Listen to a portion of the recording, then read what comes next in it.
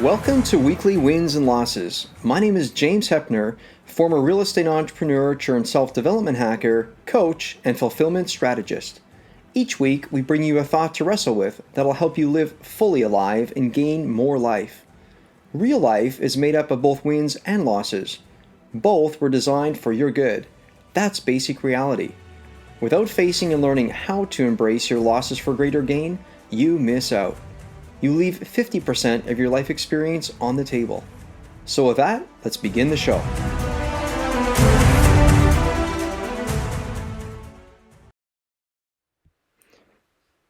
When I originally thought to begin this podcast, I never thought I would have this many of you people listening.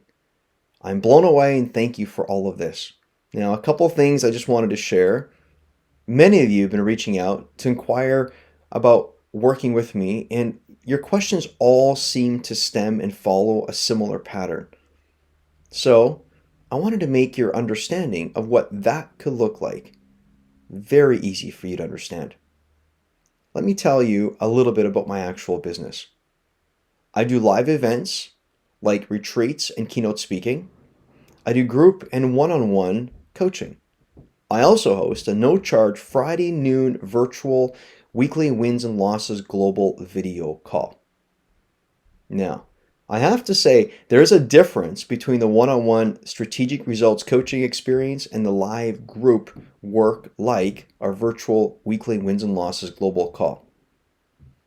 The one-on-one strategic results coaching goes super deep, as you can imagine. This is for those of you that are deeply hungry for that ultimate, intimate, personal transformational experience.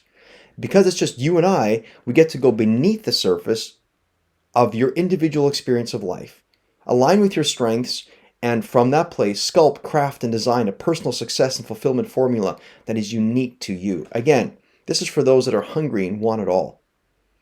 The virtual weekly wins and losses global call is quite the experience. Frankly, it's probably one of the better ways. For me, I think it's the best way to bring raw truth to what your last week is really all about. It's no charge and happens every Friday at noon. Jumping onto this simple call will deliver a profound experience for you as you'll clear the deck of all the unhelpful stings of last week's losses so that when your new week begins, you're best able to launch out of the gate invigorated and ready to take bold, courageous action forward without the unhelpful side of hesitation and delay. I invite each one of you to show up and share as you wish or simply observe others share a personal win and personal loss that stood out for them from the past week. Come and master the art of being prepared for anything, win, lose, or draw. Come and learn how to authentically celebrate both a win and a loss in real time, every time. For live events, keynote speaking, group, and one-on-one strategic results coaching, simply go to www.jameshepner.com. For the no-charge virtual weekly wins and losses global call happening every Friday at noon, simply go to www.weeklywinsandlosses.com. And there, click halfway down, there's a little link that says join this Friday call.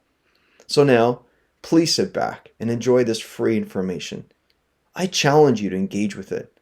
I sincerely hope it brings you value, stirs you to that needed new perspective, and maybe even brings an important question to the surface that'll help clarify your next move forward.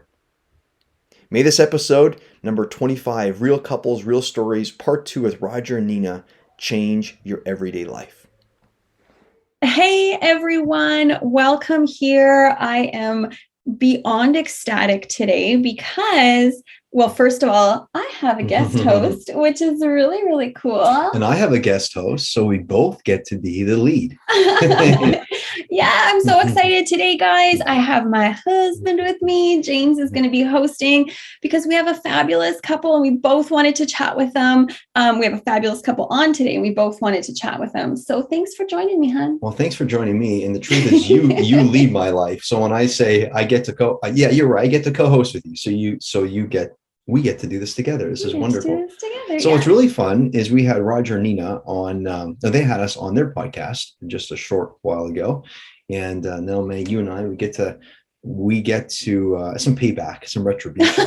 Yeah, they don't know what they're in for. But no, we're so excited to have you, Roger and Nina. We adore the fact that you have such an emphasis on relationships and making them beautiful and healthy. So welcome here. Thank you for having us. Yeah, we had fun having you guys on the Head of Real show, so now we're gonna have fun on your shows. I love the fact that we're doing a podcast, Bob, because we hear you guys and we see that we're like, oh my God, there's so much like us. But then when we talk, we have that and more, like there's so much we can talk about back and forth. And yeah, like you said, we can have like hours of conversation, but now look at that. We talked once and your menstrual cycles are already a joint. That's actually true. Those were pre-show notes. Those were not. But thanks for revealing it, bro. The guy was just want to let everybody know. That's good. I love it. That's awesome. Lovely. Okay, Lovely. so That's here's good. the thing. You guys are a fabulous couple. Tell the listeners a little bit about yourselves, how you met, what you do, and then introduce them to your podcast, because you host a podcast where you really want to educate people on what it means to be in a healthy relationship, but not just in a healthy relationship, in a fun relationship, and in a relationship that like really inspires you and gives you spark. So tell us about yourself and tell us how you came to host your podcast. Well, we've been together 25 years. I was minding my own business in a club, dancing with some friends. And then this lovely lady decided to come and try and pick me up. Yeah. And 25 years later, here we are. Legit. We went through so many steps in our lives too. Like, I mean, the fun, the boring, the, stressful, having to take care of kids and work and all that throughout our life. And we just, every once in a while, we just sat there and said, this is not fun anymore. We want to try and do something. We got to do something to step it up a little bit. So we give ourselves little challenges that we jump into. Yes. So we'll start with fun. You nailed it when you said fun relationship, because we started our journey by saying, we're going to do this if it's going to be fun. And that was the whole, I would say, basis of our relationship. Yeah. I come from Iraq, from Baghdad. My husband's born and raised here in Canada. So there's two different worlds here. So to give you a little context, after maybe 3 weeks of dating, she was asking me when we're going to get married. When we're going to get married. No pressure or anything. My family background, my parents got married on their 25th anniversary. I was legal to drink at their wedding. Wow. So we were not big marriage people. Yeah. She was. So it was a weird dynamic. I'm surprised I didn't run away, but I didn't. Why didn't you, by the way? I don't know. Okay, so for our listeners, they cannot see Nina, but I am not shocked he didn't run away. Because if you could see her, I wouldn't run away either if I had her. Plus, if the woman is trying to pick you up as the guy, you're like, these come few and far between. This is kind of fun, right? Special. Yeah, it's a firecracker. It's nice. But he was used to that kind of stuff. Apparently, he was he never. I was told he doesn't go up to girls. Girls come to him all the time. I didn't have to. Okay, so I hung around with the other guys that were decent looking guys. I was roommates with two girls that were shooter girls in nightclubs. So and I can dance. I'm funny, all that stuff. So I would just hang out with people, and then one of them would want to come home with me. So it wasn't that much of a task growing up. But that's exactly what I was told. When I first met him, I walked into the club and I said to one of my girlfriends, who's that white dude with those moves? She goes, what do you mean? I'm like, he's such a good dancer. She goes, that's my roommate, but you don't want him. I'm like, what do you mean? She goes, well, he's a bit of a slut. That's what she said. Those were her exact words. I'm like, oh, that's kind of intriguing. I want to know more. So I'm like, you know what, the hell with this. I'll just go up to him and talk to him myself. And that's how it started. I legit talked to him and said, what are you doing? How are we doing? We ended up dancing the whole night together. I ended up driving him home because he didn't have a car. And I was the DD for our group. So I told all my friends to go home. I said, yeah, I'm staying behind. I'm going to drive this guy home. And I didn't check too many boxes. I mean, she said, a friend said I was a bit of a slut. I didn't have a car because the police took it away from me. You were a real catch, Roger. I just gotten fired for my job related event. Why my car was taken away, and she's like, all right, well, I'll keep him. You didn't have to go. Yeah, but that's how it started, and that was 25 years ago, and we're here today. We're having Mr. B. So you came. So it's interesting, Nina. So you say so. I met him in the club, right? You met him in the club. It sounds like, Roger, your life to some degree was on top of cloud nine in the club. Outside the club wasn't so great. Who knows what was happening outside the club, but it just was what it was, right? Yeah. And so if I think about Nina, and you've shared somewhat your story, so why don't you enlighten our audience and just share the journey. So how that all ended up, you were in Iraq, and how did you end up where you currently are? Yeah, so I was born and raised in Baghdad. I was raised throughout my whole life there in the war. The Iran-Iraq war started in 80, 81, and ended in 88. So my whole pretty much childhood was gone through the war. And then right after that war ended, a second war started, which was the US and Iraq war. And my brother at that point had been killed in a war. So we had nothing left in the country. My father was like, you know what? I'm bitter. I don't want to be here anymore. Whenever we find a window to escape this country, we will. Plus, they were Catholics in a Muslim country, so everything that would happen would be targeted to them. Yeah. Oh, yeah. Living there was not an ideal situation. It was actually a horrific situation my whole life living there. So when the war broke out between Iraq and US, we had a chance to escape. Up to that point, you couldn't leave Iraq. You could not leave unless you're going for business or you're some sort of professional, whatever. We couldn't even have passports. It was like almost like a communist country. When we left, I ended up being in Turkey as a refugee and lived there for 3 years. I made it to Canada at 18, and that's when my life started. So it was hell up to the point I met this guy. But she lived in tents. She lived in tents from 14 to what? 18 in tents in a refugee. So it's crazy. So yeah, it wasn't an ideal life. It was a really bad, in every way possible, it was pretty bad. Trying to escape war every day of your life, trying to survive. And we legit used to go to bed, you guys. My father would make us all say prayers because I come from a big family. I have 8 siblings, now that one of them's gone. 8 siblings, and we would all go to bed with a prayer saying, we may not wake up tomorrow. It was our life the entire time we lived in Iraq. And if it wasn't that, it was the other stuff that, if you're a certain culture from certain ethnicity, you're targeted. And we were Catholic Orthodox, and they would, the government, officials, Saddam's kids who had the power, they'd come into our area, pick whatever girl they wanted, and they would do whatever with her. So we were always in hiding. My father had 6 girls. So we were always targeted, so we would always, our life was completely hidden when we were in Iraq. We were always escaping from a war, from a bomb, from someone picking us up. So I went through hell to get here. When I got here, I said, okay, my life's starting now. At 18, that's when I was born. I started everything and I from met her zero. like 3 years later, and she came to Canada with no English. None. So I met her like 3 years later. Not really. I didn't see a big accent with you. I guess, I don't know, because I grew up with a lot of Middle Eastern people. I didn't see a big accent in the way you talked or any trouble communicating whatsoever after only 3 years. So it's pretty good. Yeah, that's incredible. But, and this is just my guess, Nina, and you can tell me if I'm wrong, but when you're living in constant fear, you learn how to modify yourself very quickly. I have to be this for this person. I have to show up like this. And so you look at the world a little bit differently. You look for what are the markers I need to modify myself for or changed in order to fit in so that I'm safe. Right. And then, and again, this is only my guess, but then when you come to a new country, you do the same thing. You go, how do I fit in here? And you modify yourself and that's a safety mechanism.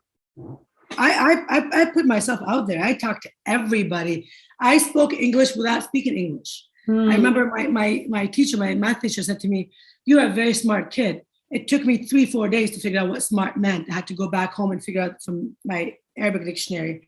But I was like, I have to learn everything from zero. I have no education. I have grade 8 education. I had nothing.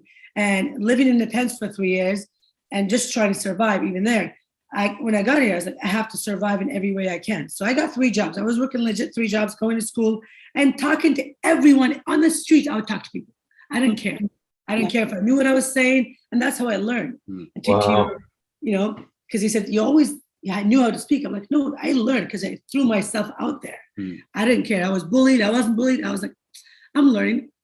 What I've been through, nothing else is going to harm me. I've survived my whole life dodging the bullets pretty much. Mhm. So I was like, come in here, nothing's gonna stop me from getting what I want. And what I wanted was to be free, to be safe, to be uncontrolled. Isn't it interesting what happened? A beautiful story. Thanks for sharing. We want to hear more. Isn't it interesting what happens when we feel so hidden for so long? That almost becomes the fuel. That becomes the reason. So not in spite of we are who we are today, but because of. It's like the good news is actually, hate to say it, but it's like you've redeemed your suffering. You've taken your pain and brought purpose to it. Mhm. And that was fuel that drove you. And it doesn't seem like you were here in Canada that you were too afraid that you're going to be left behind. You're like, I am free. And honestly, I can't do anything but this. Dancing and celebration in the streets each night, whether they understood you or not, you were just with it.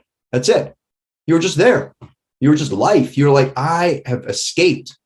I'm free. I'm liberated, right? And so that's an amazing, amazing story. Do you think you would have approached Roger? So speaking about your time together, do you think you would have approached Roger without that zest or without that activation? And I can imagine you always were kind of like fiery towards life, like really energetic towards life. But had you not had that feeling of, I get to do what I want here, amazing. People are complaining about the weather. Who doesn't? Apparently, it rains too much, it snows too much, too much sun in Canada. There's a whole bunch of stuff, right? And there you are, and you're going, I work 3 jobs. I live an amazing life. I talk to everyone. I hardly understand what I'm saying in English. And all of a sudden you go to this club. Do you think you would have approached Roger? Well, I'm going to put it this way. I've always been a social butterfly in every situation I've been. I used to walk into a bus and to talk to people on the bus. I had no idea who they were. I would talk to them. And it was so cold in Ottawa. When I first got here, it was minus 50 degrees. I'd never seen that kind of cold. So I'd be shivering. I'd sit next to people. I'm like, I'm cold. Can I sit next to you? People would look at me. I'm like, who the hell is this person? She's a weirdo. I'm like, I didn't care. So I think I would have, because I really liked what I saw. And when I like something, I go get it. I don't care what it takes, how much it's going to take, what it's going to take out of me, I'll go get it. So I really liked him. I walked in and I said to my girlfriend that he's my person. She goes, would you shut up with your prediction? I said, no, I'm marrying this guy. That was the first day. So I don't know. I think I would have still, yeah. Yeah. Okay. So that kind of is an interesting point. How did you guys know you were the one for the other person? And I say that a little tongue in cheek because I personally don't believe in the one. I believe in the fact that in a world with 8 billion people, you could fall in love with many people, but that there is a person that you end up finding who is your mirror. But had that person not been there, another person would have been there, which is an uncomfortable sort of, I think, belief system in North America, where they like to, be like, you complete me, that kind of crap. But what made you think, I'm going to say yes here in when you first met each other, or was it a while after you met each other? I know for you, Nina, it was quick, but Roger. Yeah, it was like right away. Like I said, my parents got married on their 25th anniversary. It wasn't like marriage wasn't a thing. I thought she was just going to be the one for that week. You know what I mean? And then it ends up being the one for the month, and then 2 months, whatever, blah, blah, blah. But I think it was just continuing to just kind of like have fun together, enjoy each other. And, I seen her every single day. So like I would go to work and I would look forward to hanging out with Nina. And I still do. I would go to work and I'd look forward to coming home, hanging out with Nina. Because even before we got married, like she was pushing me to get married, let's get married. And my picture of marriage was always how everybody sits there and like, oh, you get married, your life is over, or don't get married, or just you let go of yourself, yeah, or you become somebody else that you don't like. And that was his idea of marriage. You see people that you haven't seen in a long time. Oh, you used to look amazing, you're the biggest athlete. No, what happened to you? Oh, I got married. So I didn't want that picture to be me. I didn't want to say, oh, now that I'm married, I got to let go. So when we talked about it, we were sitting in her little Cavalier, talking about marriage and stuff like that. And I'm like, listen, I'm happy to spend as much time with you as possible. As long as we're always having fun and we always put effort to stay attracted to each other. I mean, it's easy for me to let go and, stop brushing my teeth, stop combing my hair, and eating like crap. How is she supposed to continue to be attracted to something like that? You know what I mean? Like, you gotta at least put some effort into how, if you want somebody to be attracted to you, put some effort so that you're attractive in a sense. And the same thing with her. So I was just like, and it was only because of that picture that people sit there and say, oh, I let go because I got married. Mm-hmm. I didn't want that.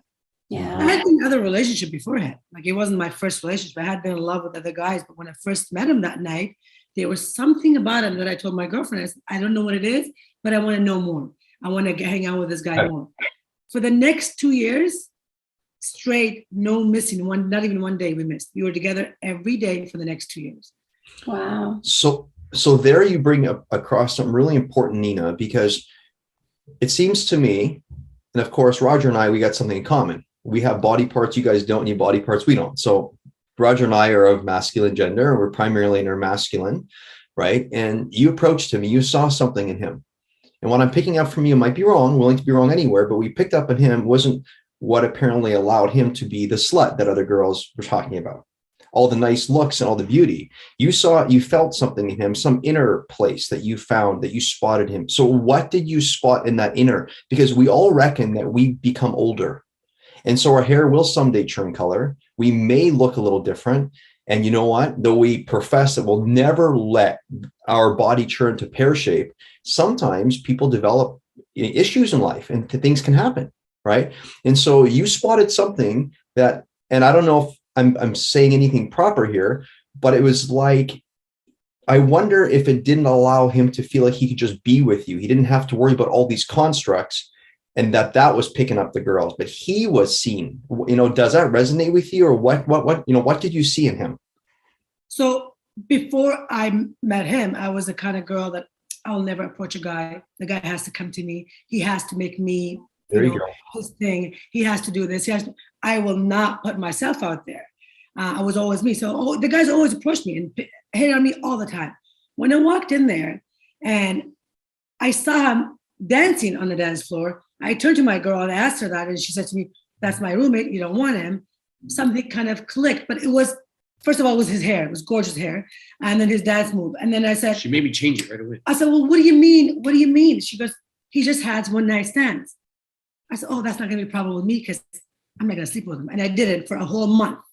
And I think that was the thing that did it for him, because I wasn't just another girl to take home that night and not talk to again. So with me, I would drive him home. We would have conversation till about 6 a.m. in my Cavalier in front of his house. I wouldn't go in. So what she means by conversation, she would tease me for about 3-4 hours and then send me. No, but throughout that month, I learned so much about who he is. See, because of what I've gone through my whole life, I think I grew up way too fast. I matured a little quicker than what I was supposed to, I think. And I knew then, as a children, you absorb your family and your parents and how they do things. You either follow their footsteps as a grown-up, or you divert. You don't want nothing to do with that life. I wanted nothing to do how I was raised, how my parents were as a couple. I didn't want that for me. I wanted something totally different. I saw that in this guy. I saw everything I've ever didn't want in this guy. I'm like, okay, he's everything that I've ever wanted. Like, he is uncontrolling, he is gentle, he is respectful, he puts me on a pedestal. Like, there were so many amazing things about him, things that, although now I look back, my father loved my mother, but he didn't love her to show her that. So I didn't want that. I wanted totally different from my childhood. And I saw it in him. And I knew I was not going to get that from my culture. I dated a lot of guys from my culture, not a lot, but about 3 of them. And I wasn't getting that. And I'm like, I already see this. And the more I talked to him, the more he agreed that we both want fun first. And that was my thing always. And when I said like putting effort to stay attracted to each other, I didn't mean like, no, I get it. Fitness buff or whatever. I'm just saying, you put some effort. You take it, comb your hair. No, we pinky promised. Yeah. When he asked me to marry him 6 days later, we were in his Acura at this time. And he asked me, I said, we got a pinky promise something. He's like, what? I said, I get a pinky promise that we're never going to let go physically. I'm not going to be shallow. I'm not trying to be shallow, but I'm not going to lie about it. I said, I need you to promise me that you will never let go of yourself physically. Equal. Like and she puts in an vice effort, versa. I put in effort. You know? He's like, I mean, always work out and look good. I'm like, yes, that has to be our number one thing, because the minute I love you now, you love me because we both look really good. We both take care of ourselves. We like that part of our relationship, and we got attracted to each other by that. I saw how you were. You saw how you didn't know anything about me. I didn't know anything about you. That's how we fell in love. I said, that part I never want to change, but I always want to work around it. You know what I mean? So when he asked me for him, I said, do you agree? He says, I agree, but you have to have fun too. I said, okay. So we agreed, fun and take care of ourselves. Well, first I said, I don't want to grow up. I don't want to have to grow up. That was my main thing. So then everything else came second. No, you still have it.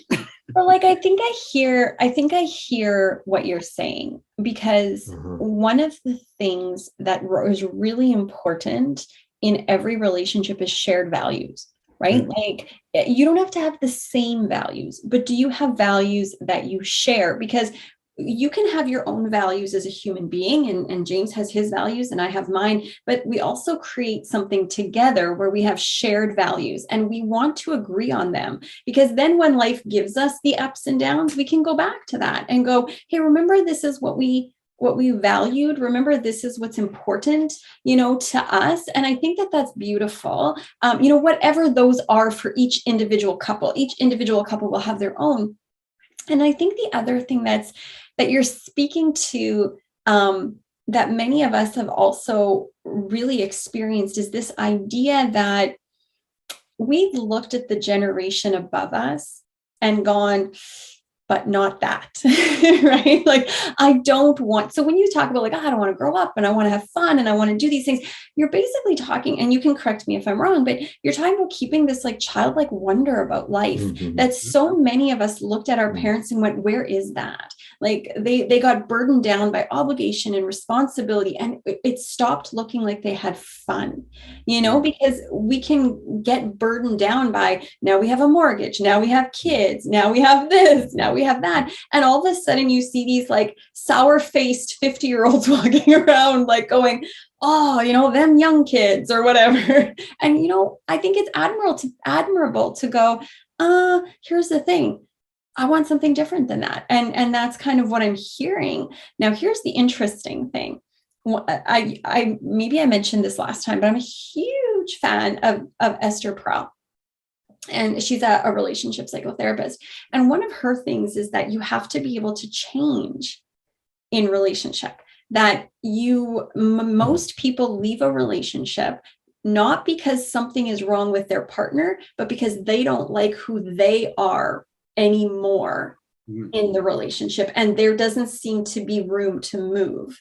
It seems like their identity is stuck. So I'm curious, when you do hit, because if you've been together 25 years, you have 100% for sure hit that time when you look at each other and go, wait, why did I pick you? What are our shared values? Why are you breathing so loud? Right? Like all that kind of stuff.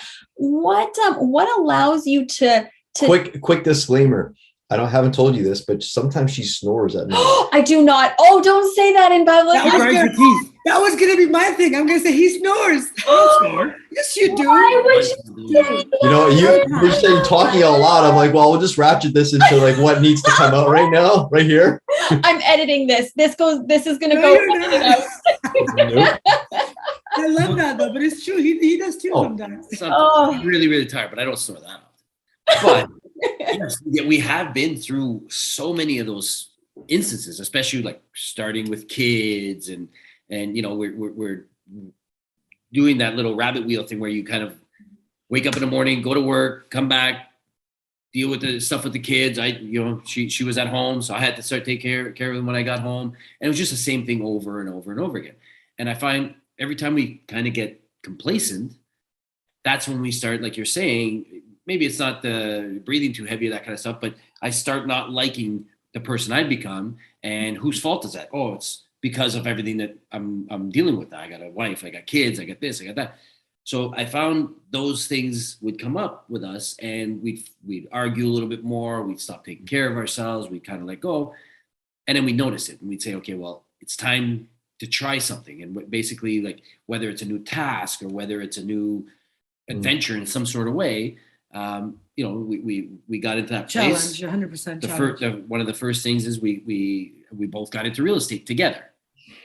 You know, we stopped at both our other careers. We got into real estate together. So that was like a little bit of a challenge where we were, you know, but even totally before different. that, like even with the kids, like I wanted kids and you didn't for a long time. You're like, not yet, not yet, not Right. yet. We both wanted to have kids because we had that discussion before we got married. I said, I don't want to grow up. He says, not yet. I'm not ready. I'm not ready. So we That's didn't why have you kids. have, that's why you have kids, Roger, so you don't have to grow up because they keep you I young. realized that afterwards. So it took us about almost 4 years before we had a baby after we got married because of that, because like I'm afraid to grow up. I had to sit him down on the couch and say, listen, baby, we don't have to change who we are at all. We're just adding more love to what we have already.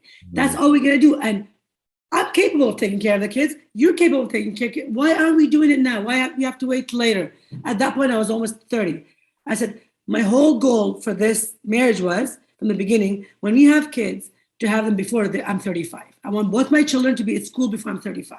He looked at me, he's like, you sure we can do this? I'm like, I promise, I'm gonna hold your head through the whole thing. She'll push all the new stuff. I'll just sit there and say, okay, fuck it, let's do it. I'll make it happen. And it's always been like that for the whole 25 year relationship. She even said you should get in real estate. I got it. I said, all right, fuck it, let's do it. I got into real estate. She came along with me. We wanted to move in an area that, you know, we personally couldn't afford at the time. We never thought we would. I said, okay, fine, let's do it. I went and knocked on every single door until I found somebody who wants to sell. And then we ended up moving in the area. Same thing with the podcast. It was a new task. It was something that we wanted to do to kind of get out of that little rut of boringness or complacency. So we said, you know what, let's, just before the pandemic, let's start a podcast talking about relationships, because we felt that we successfully went 20 some odd years without wanting to kill each other. And we're actually having a lot of fun doing it. No, but we spend a lot of time together. We go to the gym together. We work together. We do our podcast together. We do almost everything together. Isn't it interesting how a person starts loving what the other person loves? So I brought up a little bit of a nuance, right? And so Meg, with her breathing, heavy breathing, you said heavy breathing? No, that's heavy breathing at night. What's fascinating about this, and so on the topic of, so when I first met Meg, I don't know if I shared this with you, but I spotted her and she was a little younger than I was. And I thought she's just cutest little thing. And I still think she's a cute, wasn't she? Right? She's just a cute little thing. And I thought she was pretty as ever. And I think I lucked out. I got like a really smart one. So a really inner developed human. And she's really into that space. And I love that, right? She's always about like what's inside. She looks for value deeper than skin deep. The only thing is, it's fascinating. So to your play on first observing from the outside. Oftentimes, you're right. When I first saw her, I didn't know her. My heart may have done something, may have picked up something inside of her, but I also really enjoyed the way she looked. It was like, that's a pretty girl. I like being with a pretty girl. Why would I not? And it's interesting how a pretty girl, how all of a sudden the things that she likes, like Roger, sounds to me like you weren't quite in the game for having kids quite early, right? Yeah, it wasn't really your thing. But all of a sudden she loves this. And all of a sudden you go like, actually, if you love it, I wonder if I could love it too. And I think that's what love does. It draws us into like loving what the other person appreciates. So it's like this. There I am laying in bed, and I haven't done this yet. Some night, and you don't do it often, Meg, sorry. But every now and again, I hear this. And you know what? Honestly, I want to take my phone. One night I will, but it's my little secret. I'm going to record. I'm not going to post it anywhere. I'm just going to like let her listen to it. But it's so precious to me. And here's why. It's almost like a secret between her and I. Now, of course, people hear it. But some secret. but here's the thing.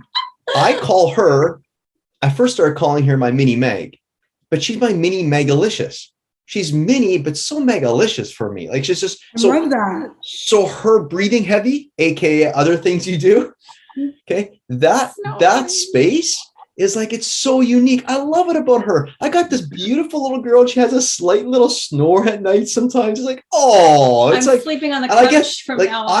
I get to live with her. But ask me this: if somebody was said, "Would you like to meet a girl? She snores." I'd be like, what? You know? But I got to know her, and it's like I'm just sucked. You with a girl who snores. But who would ever ask you that? Tell me what scenario is happening in your head that someone is approaching you and saying, "I'm the perfect girl for you," but she snores. Well, I got some real friends. They'll just tell me the truth, and how it is they know you snore, I have no idea. The only thing is to say this though. We get like the beautiful thing about being with another human is you get sucked down this river, and it's not like you lose yourself. It's almost like you want to enjoy experiencing a perspective. And like you said, Nina, your enjoyment and love of life expands, because it's not like you don't feel threatened. Like, Meg, please don't stop snoring. I don't because I do the inner work, I don't snore.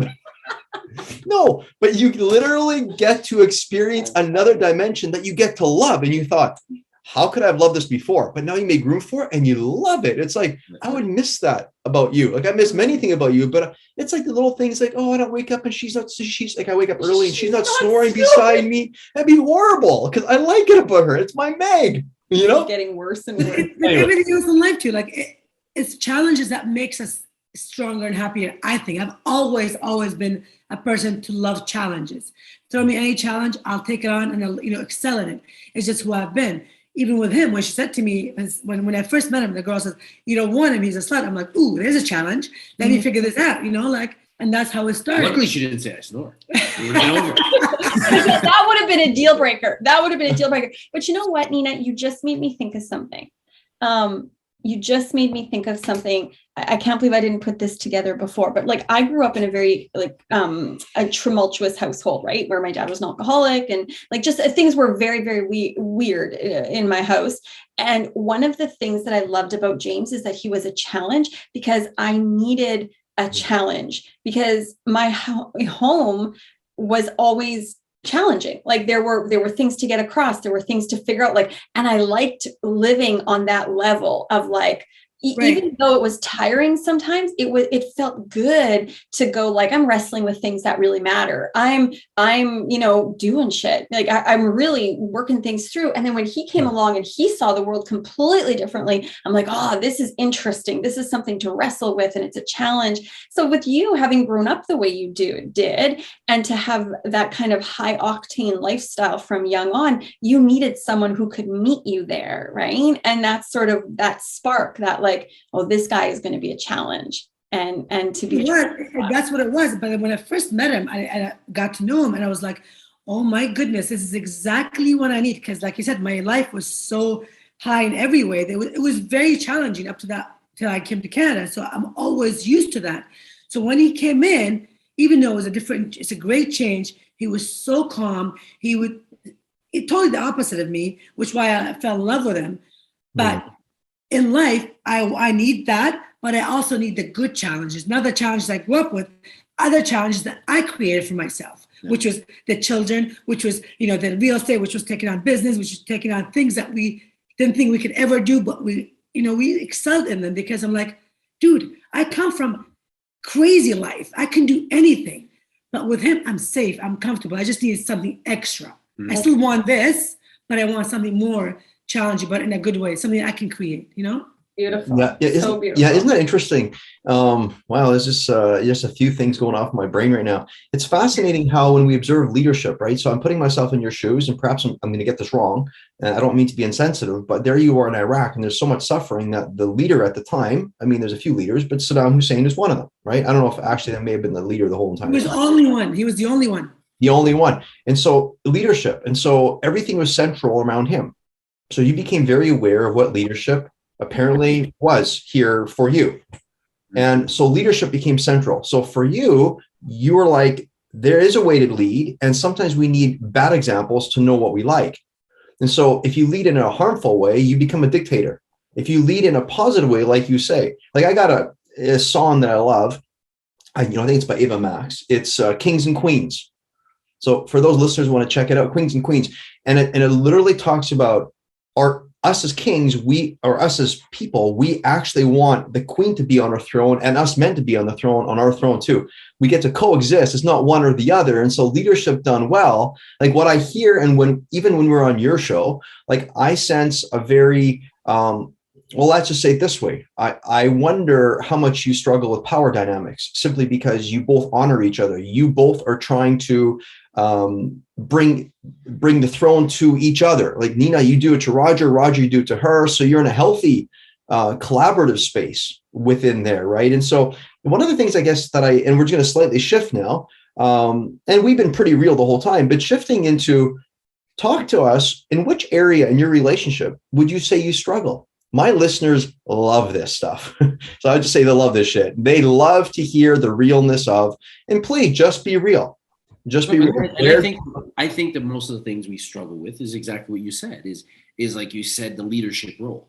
Is like, who is the leader? Who is doing more? You know what I mean? Who should do this? Who should do that? So, you know, when something goes wrong, right away, it's like, whose fault was that? Yeah.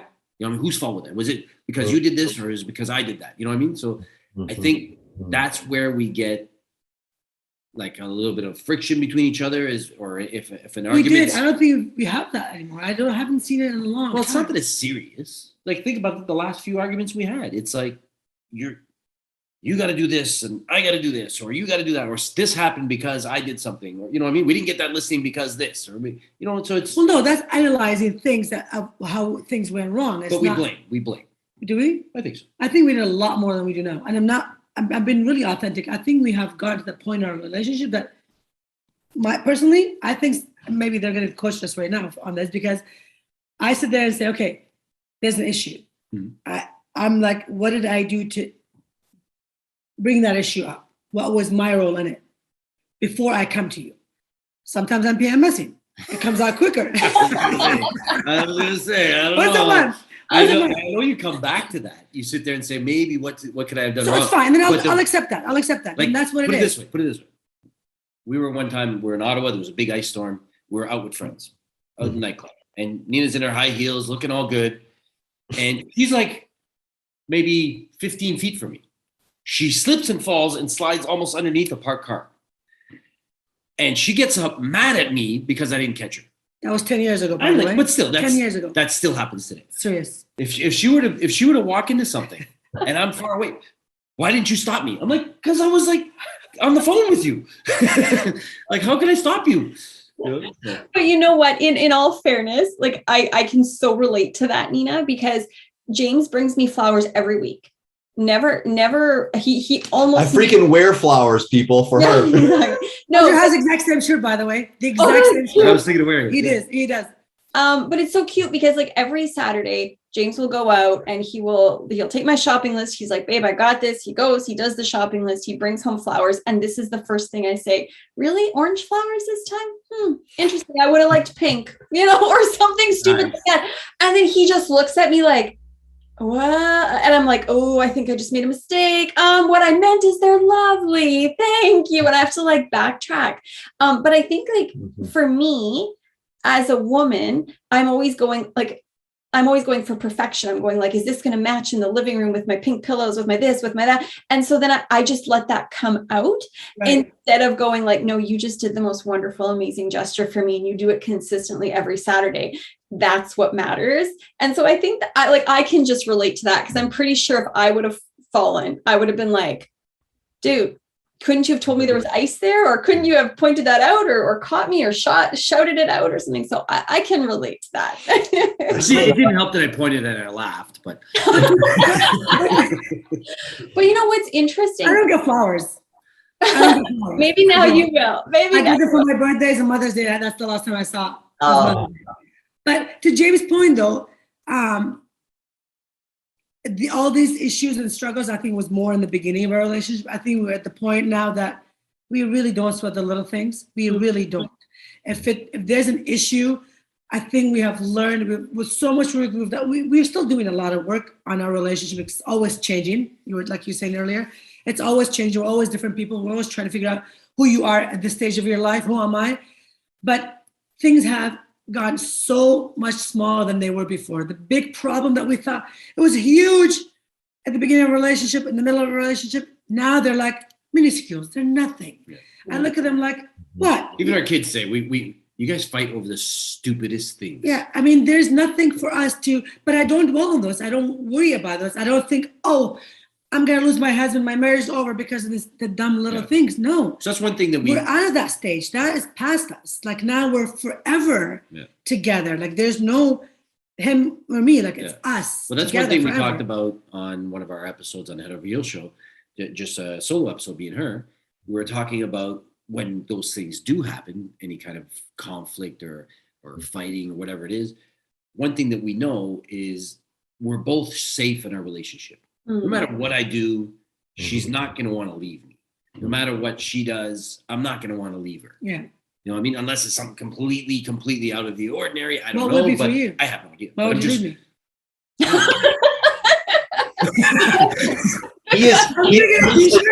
He is nicely saying you find fault in too many more things. You never know. Just kidding. No, I hear you. But I tell her, no, I'm saying like, I don't know, she murders my sister. I don't know. But I'm just. I like your sister now. Yeah. Now. I've always loved her, but she pissed me off for 20 years. Now I'm okay. But like I said, we just kind of, we give ourselves that relationship safety, or that emotional safety, that knowing that, you know, that if we're arguing and fighting, we're not going to get sick of each other. We're still in it for the long haul. And I love you to death. And there's nothing else. So our fights don't last long. No, not at all. Because we'll sit there and argue, and then I'll think, okay, I can be mad until 9 o'clock tonight or 10 o'clock tonight before we go to bed. Or I can make it up now, and you never know, something good might happen before I go to bed, you know? You never know. Okay, And she's like, just a second, just give me a month sitting in the Cavalier, baby. Yeah, that arm over the shoulder, not quite so sure about that, which is kind of the healthy challenge. You know, part of, Meg, do you mind if I just? Yeah, of course. No, go ahead. So something that just came to me. It's interesting just observing you too, how you know, the question is, where do we struggle, right? And so you're right. Like sometimes things in the beginning are big and they are so threatening, and all of a sudden we can look at the things at once were very threatening and be like, actually, how does this not belong? Like, how does what I think, you might think a little differently, how does that not belong? We're two different people. We're very together, but we don't have a fused relationship. Like a fused relationship is not helpful, not healthy, not beneficial, not energetic, not good polarity. Okay. We have to be like each other. Not possible. Not possible. Roger, you weren't in Iraq. Nina, you weren't in the club, you know, whatever. Right. And so it's completely different. And I think as life goes on, we all kind of, we didn't get old to stay stupid. We didn't get older to stay stupid, which is to say this. Exactly. I'm not going to waste my time and say like this thing that's happening here. For example, like, oh yeah, I spilt milk, and then I look around thinking, who can I look to? That's oftentimes normal procedure, because if it doesn't need to stay normal, but it begins normal because we're feeling so much tension. And often what happens when we feel tension in here, we go and project it over there. So that's how we begin. But all of a sudden it's like, I'll share a story. So Meg and I, we took a little road trip. So prior to the call, I shared with you, we took a little road trip. The kids were gone. And on this road trip, it was a fascinating little scenario where we stopped at a rest area, and then her and I switched, meaning I went into the passenger seat, she drove. And she took an exit, and it was different than the way that I was reading the map for her. And it was a little different than the way I thought we were going to be traveling. And I just barked. I don't know where it came from. I was like, hey, honey. And I just got like really like in her face, like for about 5 seconds. And then she said something back to me I felt like was similar. I'm like, where'd that come from? And it was interesting because her and I just kind of sat back in the seat for like about a mile or two. I guess we were just processing. And then we found our way back to each other. What's interesting is instead of me going, oh, I should be so ashamed that came out. Listen, I was raised in a home. Typically, like if something went wrong, it's like cause and effect. You want to know where can you go? My parents, 5 kids. They're trying to look who's the one that we can go and discipline, not just discipline, but who can we help forward on this? So I look at this and I go like, actually, to be totally honest, this is still of me, instead of being like, oh, it's horrible. To be honest, I wouldn't want to do that too often. I'll be completely honest. But it's like, you know what? Honestly, that came out. And instead of me being like, I can't believe you did that to me. You did that. You didn't look at the map. What does it have to do with her at all? It has nothing to do with her. Yeah. It actually has to do with, oh, that's in there. I don't have to be all ashamed that came out. As a matter of fact, it happened, real life. So it's like, I think children, you were saying your children say, you guys fight about the craziest thing. I think the beautiful thing, if you're going to shield your kids from observing what a real relationship looks like, listen, happily ever after, Hollywood, here's a rose, and that's how it goes. That's the beginning of, that's just when it starts. Yeah. How do you find a way back to each other? That's the thing. So the struggle, what I love is, just owning it and being like, yeah, I think we matured it. Another person says, well, I'm not quite so sure. So the difference in that is actually the beautiful part of relational tension. It's like, because the one person perhaps is revealing that they still feel like there's too much of that. Who knows? Another person goes, well, I don't know, but it doesn't really need to mean anything. It just is, right? So. But I love the fact that you said that you just sat there and observed yourself. It's like, oh, I did it. Like, I don't want to do this anymore. And it's the same thing with our relationship at the beginning, where like we used to argue and we'd go on and on and on, and throw the blame and back and forth, back and forth. Now we're like, we've wised up. Obviously, we're older, we're a lot more mature, and that's where I think a lot of couples still have this issue. And I think I was reading somewhere, Gottman's Institute, they were saying that 90% of couples still struggle with emotional maturity together. They don't have that. And I was like, wow, 90%, that's a lot. So look into our relationship. To your point, we argue and I sit there and I'm like, okay, where is this coming from? What am I learning from this? How should I react? Like, I supposed to jumping in and reacting like Meg didn't say anything when you yelled at her or when you said something loud. But I would have, if he did that, I would have in the old days. Now I'm the same way. I sit there and think, okay, where did I go wrong? What lesson did I learn from this? How can I make this better next time? You know? So that's what we're working on at all times. And we've gotten so much better. And that's what I was saying to you. I think it's over the our years. Our little challenges are not as bad as they were. So that's why I don't really think of them as challenges in our relationship. Yeah. It's just small little things.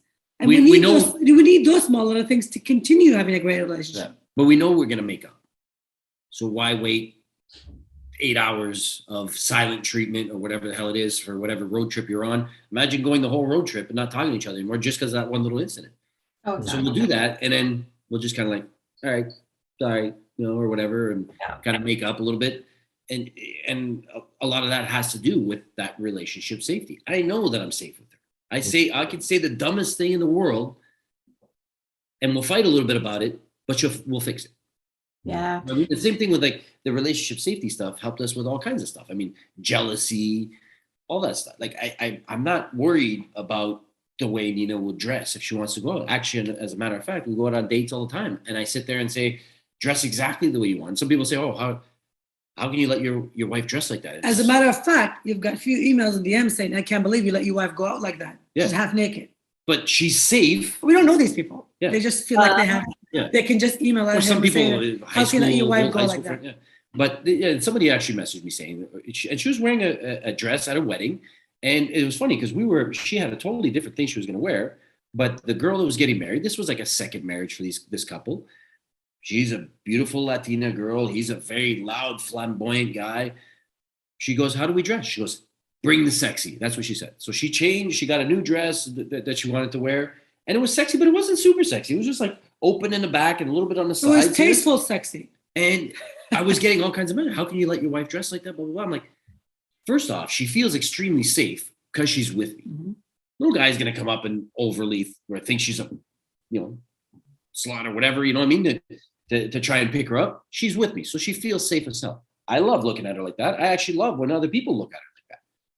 It's, this is my prize. I love it. It's like, the same guy that drives a Lamborghini, he buys one that's bright yellow. He's not going to buy one that's, like a tame color. He wants people to look at it. Well, this is my Lamborghini. I think what I really love about what you're talking about is safety in a relationship, really creating an environment where I'm allowed to play with who I am. I'm allowed to explore myself because I know I'm always safe with you. And I think that that's exceptionally beautiful. And I'm curious, is that something that you purposefully built, or did that happen by accident, so to speak? That was always my goal growing up. I've always wanted to have someone that doesn't control her. Didn't control me. But I don't think she looked at it in a sense like that. I think, when you look at those old movies when you were younger, that there's a nerdy guy who messing on his computer and he builds a perfect woman. All of a sudden she's there. You know what I mean? So over the years, I just kind of molded her, let her be herself, but at the same time molded her to something I wanted. I wanted a confident woman. I wanted somebody that is very, very comfortable in her skin. And that's exactly what I have. So you manifested me, dude. Exactly. But I mean, I love how he's taking credit for how incredible you are. So this is what you built. It's always my fault. So listeners, Roger's in the 3D printing world. He has a printer. You buy it and you just hit print and it'll manifest exactly what you want. Hit up Roger. You think about it. If I would have been jealous about how she dressed, or tell her you can't be a certain way, then she wouldn't have the confidence to be that way. It would be the exact sound opposite. Like something totally, to your listeners, I'm a normal human being, I promise. I wasn't built or made up. No, but it was just that. It was like, I think that I allowed you to be you, which gave you the confidence to be the person you are now. Yeah. And I enjoy every piece of it. So, like to everything, like I love the way she cooks. Mm-hmm. She's an amazing cook. She hates cooking. She loves cooking. She just hates the whole job afterwards of cleaning up and all that stuff. So when I noticed she wasn't doing it as much because we were working and all that stuff, I'm like, you don't feel like cooking. What doesn't make you feel like cooking? I thought you loved cooking. She goes, it's just a disaster to clean up afterwards. I'm like, all right, you do the cooking, I'll clean up. That way I get rewarded with amazing food. She gets rewarded that she doesn't have to clean up. And she loves to cook. Roger, this is just a bit of a joke. So what do you do if she's out of the house? Do you dress sexy so you can enjoy cooking food? Yourself in the mirror. Damn. If you actually look at our stove, we'll send you a picture if you want. We have our stove. I have a mirror above it, in front of it. Well, why not? When I'm working, I can see her or cleaning, doing dishes. I can talk to her. Oh, that's adorable. But I think again, like I loved hearing about the concrete and then looking at like the spiritual thing behind the concrete, right? Because like that's the concrete is what we can all see. And then when we look at that concrete thing long enough, we go, oh, there's something happening behind that. And when I listen to what you're talking about, it's such a beautiful thing to me because so often we engage in behavior that modifies our spouse or makes them act or show up a certain way so that we feel good. And then all of a sudden we end up with a spouse that we don't necessarily like because our spouse is not supposed to just be we're not supposed to be able to just control our spouse that way. And what I love is that you've asked yourself, what would be my dream for her to fully express herself? And then to create an environment where that's possible for her, right? To say like, what would I want for Nina? Well, I would want her to be extremely confident about herself. Fantastic. Then what I'm going to do is I'm going to support her by creating an environment where she can be ultimately confident. What do I want for her? I want her to always, no matter what, feel completely comfortable in her skin. Okay, great. What does that mean if I'm always going to make her feel completely comfortable in her skin? It means I'm going to show up like this. And so in that way, it's like a beautiful relationship where you complement each other's growth. And I just think that's absolutely lovely. Like the mirror, is as much for you, Roger, as it is for her. She sees this when she cooks. She sees who she sees. And so she says, wherever I am, there I am. And I'm beautiful because I get to see me. That's the good news. Exactly. And it's not like I push any of this stuff on her. I remember we used to go to the mall and she would try on stuff. And she's like, oh, but this is too much. I'm like, too much for who? But for you, if it's too much for you, then fine. And I think that's why it works so well for us, Meg, because to your point is we are who we are completely. Like we are extremely open and honest and vulnerable with each other. There is nothing this guy doesn't know about me. And there's nothing I don't know about him. And it's crazy because a lot of couples or people will ask me, how do you do that? How do you not keep something just to yourself? I'm like, because he is me and I am him. And we chose to be like that forever. Like, I don't want to have to hide anything from my husband ever. And to anyone that's listening, if you're looking for someone that to spend the rest of your life and be happy, then be yourself with them from day one. From the first moment you meet them, say everything that is about you. Whether you like it or you're not, just say everything. There you go. Because if you don't, you're going to attract someone that is not you. That shit is not going to last. Or you'll find out 3 or 4 years later that you're not the person for them or they're not the person for you. And I find a lot of that is happening a lot. And that's why we have 56% divorce rate, because that person that you met is not the person that you want to spend the rest of your life with. Or you grow apart. You don't have anything together. Yeah. So we try and do all those exciting things together. And it just blew up into it. And we stuck with all the exciting things. We got rid of all the crap that we didn't like. So that's why we ended up together all the time, because it was stuff that we did together and we liked. And we said, all right, let's continue doing it. Sorry, go ahead. No, I was going to say, it reminds me, we once went to a Tony Robbins event and he went, the old saying, familiarity builds or breeds contempt, right? So like, if I'm too familiar with you, I will eventually start to dislike you because it builds contempt. But really, he said, what you can do is you can train yourself to get your pleasure from one person. right? And he was sort of talking about this idea of like having a healthy relationship. And that's what you're talking about right now, where you're going, look, because we were so authentic with one another, because we were so open, we now have created something that pulls us towards, we know where the pleasure is. And I don't mean just physical pleasure. I mean, like just the pleasure of life is with you, because we've been so authentic and honest with one another, instead of, well, I've kind of hidden part of myself, so I get part of my pleasure somewhere else. So I'm half in, half out.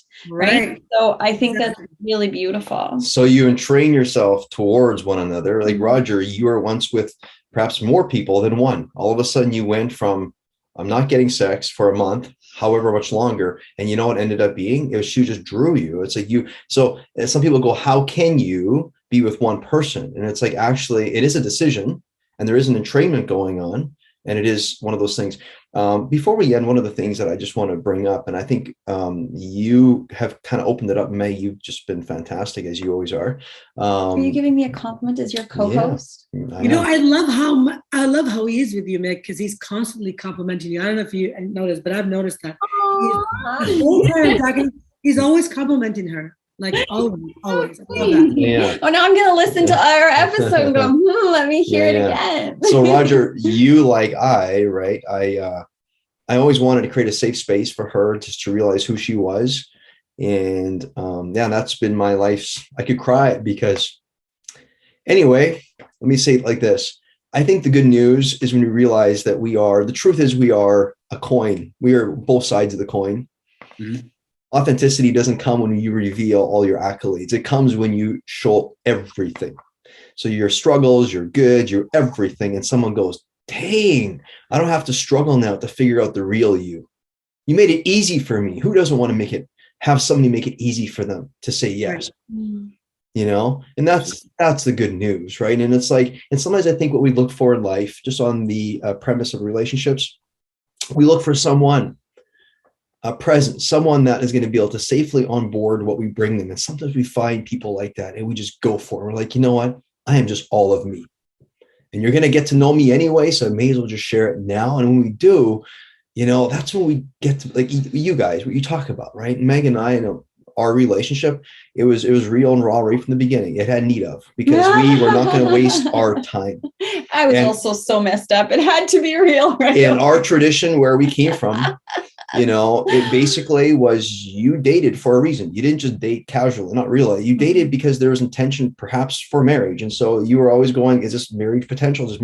Constant, forevermore. That's what it was, to commit. Is this going to be right? So we just loved having you on our show, and it's been fun to observe. And your story, both of them, were just powerful. When I think about, you two found each other, and how so? It's like you were both on your own journey, and somehow you allowed whatever was happening to not make you check out of life, but more check into life. And then because of all of what happened, it's like you found a belonging for, and that belonging for what happened actually allowed you to find each other. And it's just a beautiful thing. I love it. Yeah. So tell people where they can find you. If they're listening to this and they're like, we want more of this amazing, beautiful couple.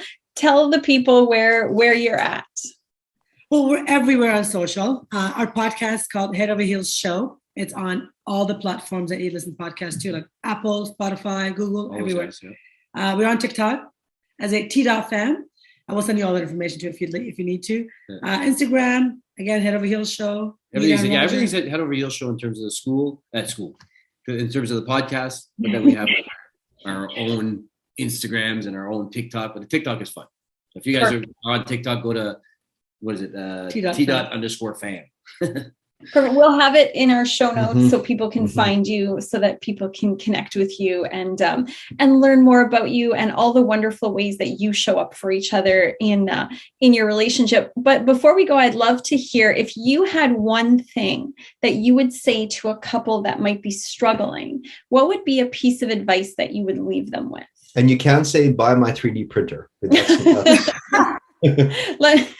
Let me make you a woman. A couple that's struggling, I would say, honestly, take the time and be with yourself, alone with your thought, and sit there and look at what's happening from inside of you, not your partner, inside of you. Why are you feeling the way you're feeling? What is it that you could do better? How can you change? Like, take the lesson and actually learn from it, so you don't make that whatever mistake, whatever that challenge is, the next time, or with the person or whoever, second person, whatever that is. Just try to learn. Over the years, over 25 years, I've learned as an individual, it's the best resolution to any issue that we have. Yeah. I sit with myself and I think what it is that I've done wrong, or is it caused that issue, and how I can fix it myself, not him. We not blame each other. Yeah. I think myself, it would be, keep trying new things together, new tasks together, keep it fun, and essentially keep it sexy. I mean, you met each other with a sexual attraction, so over the years, that's the thing that tends to dwindle away, and then the partnership becomes more of a thing. Well, keep that sexual attraction. Find things to do to make it a thing. Like we did a little event we did on it was like a TikTok thing that we're gonna post on YouTube soon. But we cleaned out our closets, and I found all old shirts that I used to have with cool prints on it and stuff. And I said to Nina, I'm like, I don't want to throw these out. They're cool, but they shrunk on me, or they get ripped at the bottom. We sat there and made a bunch of crop tops for Nina. But that's your thing. You love crop tops. Like, okay, what am I gonna do? Let's make crop tops for my wife. So it was sexy. It was exciting, and it was fun as hell. People loved watching it. Like we had I think about 6,000-7,000 people sitting there on our TikToks watching, laughing, and all this stuff, because it was just that. I'm like, what should I do to it? I cut it like this, do that, and we brought the sexiness back. I mean, after the TikTok, we had all kinds of fun for days. You won't find that on YouTube, but you'll find the crop top making. It was just those kind of things, little fun things that we do. And when we go out to restaurants on our dates, we sit side by side. We don't sit in front of each other.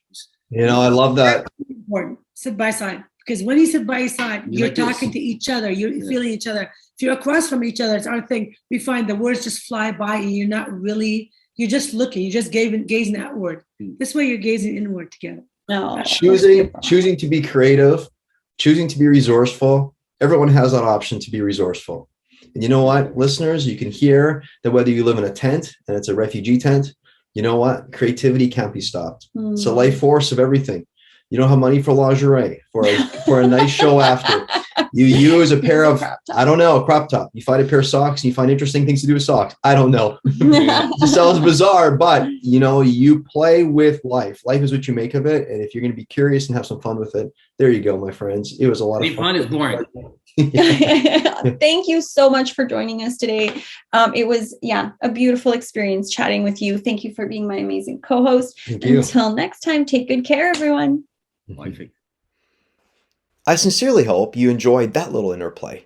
If you liked the podcast episode, let us know by subscribing, leaving a little review, and sharing with a friend as you feel appropriate. Honestly, the guests that I host on this show, they love the feedback, and personally, I love knowing that you're listening. Now, whether you choose me as your guide or not, that's simply great. Why, you ask? Well, because you're one of those that's listened to the very end of this podcast. You've clearly made a decision to invest in yourself. And how isn't that just the best news ever? If you decide you need and/or want one of these things, or maybe all four, number 1, get unstuck by activating your creativity and inner resources. Number 2, see things clearly. Number 3, get to your next level. Or number 4, live with vibrant energy and passion. Reach out to me by going to www.jameshepner.com for one-on-one coaching and the other services that I offer there. And or go to www.weeklywinsandlosses.com for the no-charge Friday noon Global Community Weekly Wins and Losses video call. So again, I thank you investing in yourself. See you next time. My sincere hope is that you've gleaned a few nuggets for yourself and a few pieces of interest that help you move forward in your unique journey. So again, I thank you for joining me here. This is James Hepner clocking out. Until next time, peace out, rock up.